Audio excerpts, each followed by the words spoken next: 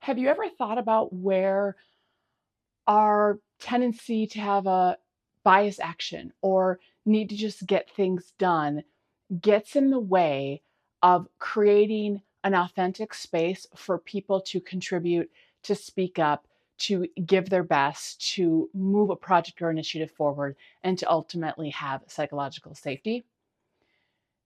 There are many conversations I've had over the last several weeks with leaders where we're realizing that there's subtle shifts that they can make to foster greater input, greater collaboration, greater contribution for their teams. And one of the ways that gets in the way of that is super simple, and we might not even think about it, but it's things like saying a bunch of information if you're leading the group and then saying, anyone have anything to add?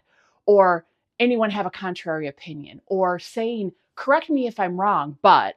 And when you have a position of power where you are a formal leader of a team or a group, when you say those things, anybody that has a past history, even if you are the most open leader, if they have a past history of retaliation or that not being true or shutting down, or if they have an internal faulty program like the people pleaser or the mime or the dropout, for example, that tells them be careful of what you say, that is going to shut them down and they're not going to speak up.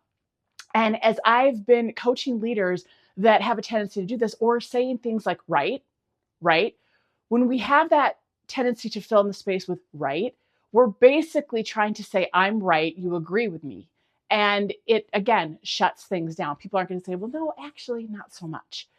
So, one of the things that we can do to be intentional is to remember to almost speak last and say, I'm happy to share my thoughts, but I want to hear how you've been thinking about this. Or you have an agenda and go around and say, what are others thinking? Or what thoughts do you have? Versus anything to add, right? I vomit, I say my thoughts, and then I ask if you have anything to add, shuts down. But opening up with how have you been thinking about this? What thoughts are you having? What concerns do you have about this? What might be missing? And you draw other people's thoughts, feedback, concerns out before you say anything. And when you're noticing yourself saying, correct me if I'm wrong, don't correct me if I'm wrong, even if you go in and you know the answer, I want to hear how you all are thinking. And you might be surprised to find that people have a lot more to contribute, and sometimes they have better ideas than you do.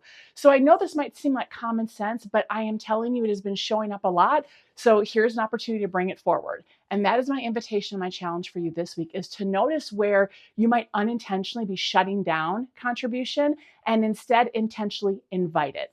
I would love to hear what opens up. And remember, never ever let anyone dull your sparkle.